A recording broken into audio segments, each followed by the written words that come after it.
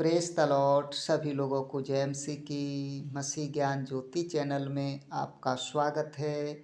मैं आपका भाई विनोद कुमार मसीह। आज का विषय है, आज का टॉपिक है, प्रभु यीशु मसीह ने कहा, हे सब बोझ से दबे लोगों, मेरे पास आओ, मैं तुम्हें विश्राम दूंगा।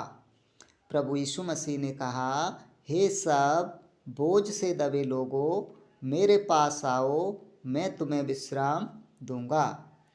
तो इस वचन में प्रभु यीशु मसीह बोझ से दबे लोगों को अपने पास विश्राम देने के लिए बुला रहे हैं।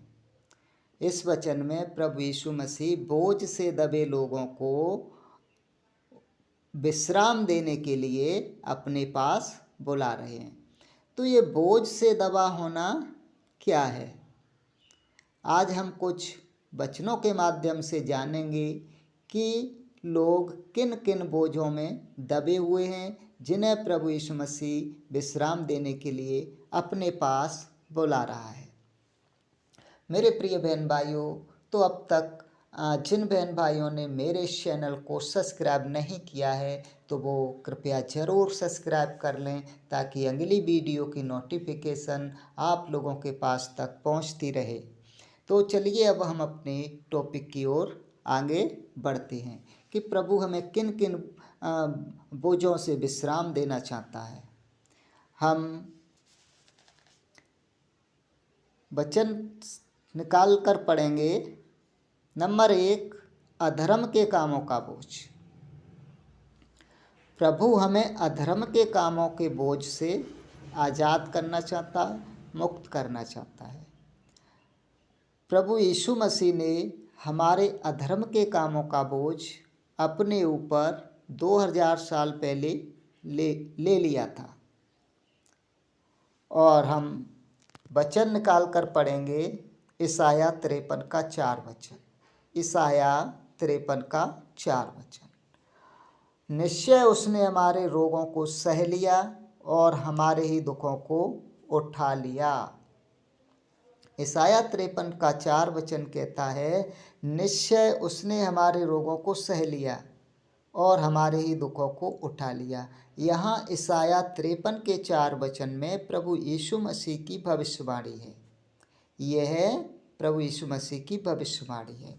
निश्चय उसने हमारे रोगों को सह लिया और हमारे ही अधर्म को उठा लिया। यहाँ प्रभु यीशु मसीह ने हमारे रोगों को सह लिया था और हमारे ही दुखों को उठा लिया था। हमारे ही दुखों को उठा लिया। ईसाया 53 का हम 6 वचन और पढ़ते हैं। यहोवा ने हम सबों के अधर्म का बोझ उसी पर लाद दिया। यहोवा परमेश्वर ने हम सभी के अधर्म का बोझ उसी पर, यानी कि प्रभु यीशु मसीह पर लाद दिया। तो यहोवा परमेश्वर ने हम सब लोगों का अधर्म का बोझ यीशु मसीह पर लाद दिया था। ईसाया 53 11 वचन हम पढ़ते हैं तो उसमें ऐसा लिखा है, अपने ज्ञान के द्वारा मेरा धर्मी दास बहुतेरे को धर्मी ठहराएगा। बहुत सारे लोगों को धर्मी ठहराएगा और उनके अधर्म के कामों का बोझ उठा लेगा। इस वचन में लिखा है कि मेरा धर्मी दास बहुतेरों को धर्मी ठहराएगा और उनके अधर्म के कामों का बोझ आप उठा लेगा। अधर्म के कामों का बोझ वह आप ही प्रभु यीशु मसीह उठा लेगा। मेरे प्रिय बहन भाइयों, प्रभु यीशु मसीह आज भी सारे संसार के लोगों को इस वचन के माध्यम से बुलाना चाहता है, बुला रहा है कि हे सब बोझ से दबे लोगों, मेरे पास आओ, मैं तुम्हें विश्राम दूंगा, मैं तुम्हें शांति दूंगा, मैं तुम्हें आराम दूंगा।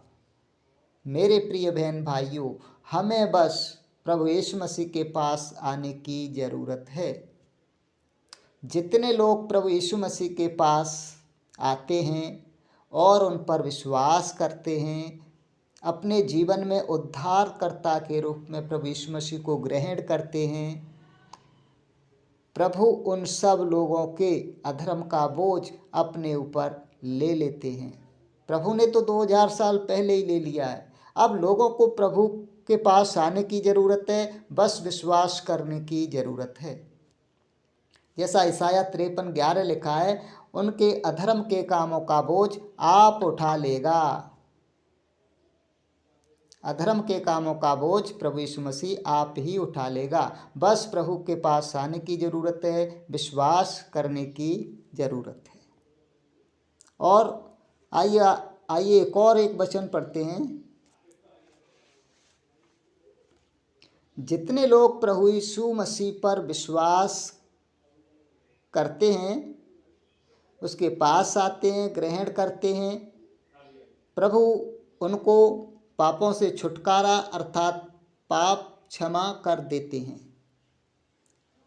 हम वचन पढ़ेंगे कुलुस्सियों 1:13 और 14 वचन। उसी ने हमें अंधकार के वश से छुड़ाकर अपने प्रिय पुत्र के राज्य में प्रवेश कराया। किसने? पिता परमेश्वर ने हमें अंधकार के वश से छुड़ाकर। अंधकार क्या मतलब है? अंधकार का मतलब यानी कि शैतान के राज से, यानी कि अधर्म, बुराई, पाप के राज्य से। तो अंधकार का मतलब हमें अधर्म के वश से छुड़ाकर, हमें पाप के बंधनों से छुड़ाकर हमें अपने प्रिय पुत्र यानी कि प्रभु यीशु मसीह के राज्य में हमें प्रवेश कराया है। इसी के कुलुस्सियों 1:14 में लिखा है, जिसमें हमें छुटकारा अर्थात पापों की क्षमा प्राप्त होती है। किसमें? हमें प्रभु यीशु मसीह में हमें छुटकारा यानी कि पापों से छुटकारा अर्थात पापों की क्षमा प्राप्त होती है। कब? जब हम प्रभु मसीह के पास आते हैं, प्रभु यीशु मसीह पर विश्वास करते हैं, तो हमें पापों से छुटकारा मिलता है, पापों से क्षमा प्राप्त होती है। हमारे सारे अधर्मों का बोझ प्रभु यीशु मसीह अपने ऊपर ले लेता है। बस हमें विश्वास करने की ज़रूरत है। बस हमें प्रभु यीशु के पास आने और उन पर विश्वास करने की ज़रूरत है। नंबर 2 हम पढ़ेंगे चिंताओं का बोझ। पहले नंबर पर हमने देखा कि प्रभु यीशु मसीह ने हमारे सारे अधर्मों का बोझ अपने ऊपर ले लिया। जो प्रभु यीशु मसीह के पास विश्वास के साथ आते हैं, उसको ग्रहण करते हैं, तो हमारे सारे अधर्मों का बोझ प्रभु यीशु मसीह अपने ऊपर ले लेता है और सारे पापों से छुटकारा देकर हमें पाप से क्षमा कर देते हैं। नंबर 2 हम पढ़ेंगे चिंताओं का बोझ। प्रभु यीशु मसीह हमारी चिंताओं का बोझ लेना चाहता है। प्रभु यीशु मसीह ने हमारे सारे अधर्मों का बोझ ले लिया। अब प्रभु यीशु मसीह हमारी सारी चिंताओं का बोझ लेना चाहते हैं। प्रभु यीशु मसीह उन लोगों को बुला रहे हैं जो चिंताओं के बोझ से दबे हैं। पहला पत्रस 5:7 वचन हम पढ़ेंगे, अपनी सारी चिंता उसी पर डाल दो क्योंकि उसको तुम्हारा ध्यान है। इस वचन में लिखा है, परमेश्वर का वचन कहता है, अपनी सारी चिंता उसी पर डाल दो। किस पर? प्रभु पर डाल दो, यीशु पर डाल दो। अपनी सारी चिंता हमें प्रभु यीशु मसीह पर डाल देनी है। जैसे पिछले वचन में लिखा था, उसने सारे अधर्म का बोझ उठा लिया। उसने हमारे सारे अधर्म, परमेश्वर ने सारे धर्म का बोझ उसी के ऊपर लाद दिया था। वैसे ही इस वचन में वचन कहता है, अपनी सारी चिंता उसी पर डाल दो। हमें अपनी सारी चिंता प्रभु यीशु मसीह के ऊपर डाल देनी है। प्रभु यीशु मसीह को हाथों में दे देनी है क्योंकि उसको तुम्हारा ध्यान है। वचन कहता है उसको तुम्हारा ध्यान है। तो हमें अपनी सारी चिंताओं का बोझ यीशु मसीह पर डाल देना चाहिए। वह हमारी सारी चिंताओं का बोझ लेना चाहता है और हमें विश्राम, शांति, आराम देना चाहता है। क्योंकि परमेश्वर का वचन कहता है, प्रभु यीशु मसीह सारे संसार के लोगों को बुला रहा है कि हे सब बोझ से दबे लोगों, मेरे पास आओ, मैं तुम्हें विश्राम दूंगा। पहले नंबर पर हमने पढ़ा था अधर्म के बोझों, जो अधर्म के कामों का बोझ था।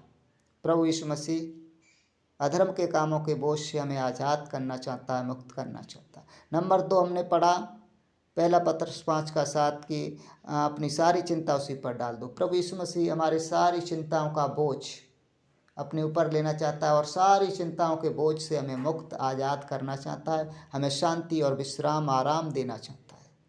नंबर 3 हम पढ़ेंगे शास्त्री फरीसी की व्यवस्था का बोझ। यह वचन हम पढ़ेंगे मत्ती 23 के 4 वचन में। वे एक ऐसी भारी बोझ को जिनको उठाना कठिन है बांधकर उन्हें मनुष्य के कंधों पर रखते हैं, पर स्वयं उसे अंगुली से भी सरकाना नहीं चाहते। इस वचन में प्रभु शास्त्री फरीसी की व्यवस्था के बोझ के बारे में बता रहे हैं कि शास्त्री फरीसी व्यवस्था का एक भारी बोझ जिनको उठाना कठिन है बांधकर मनुष्यों के ऊपर रखते हैं। शास्त्री फरीसी इतनी सारी व्यवस्था बना रखी थी, शास्त्री फरीसियों ने इतनी सारी भारी व्यवस्था बना रखी थी कि ये मत करना, ये मत छूना, इसे मत खाना, तो बहुत सारी व्यवस्था प्रभु शास्त्री फरीसियों ने बना रखी थी।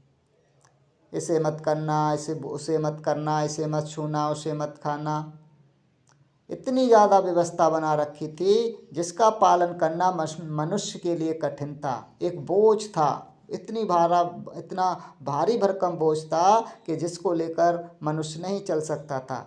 इतनी ज़्यादा व्यवस्था थी, इतनी भारी व्यवस्था थी, इतनी ज़्यादा व्यवस्था थी कि जिसका मनुष्य पालन नहीं कर सकता था। शास्त्री फरीसी की व्यवस्था को लेकर मनुष्य नहीं चल सकता था और स्वयं भी उसका पालन नहीं करते थे, स्वयं भी उस पर नहीं चलते थे। तो प्रभु यीशु मसीह इस भारी व्यवस्था के बोझ से दबे हुए लोगों को भी बुला रहा है, जिससे लोगों को भारी व्यवस्था के बोझ को दूर करके विश्राम, शांति और आराम देना चाहता है। यहाँ हमने मुख्यतः 3 प्रकार के बोझों को देखा।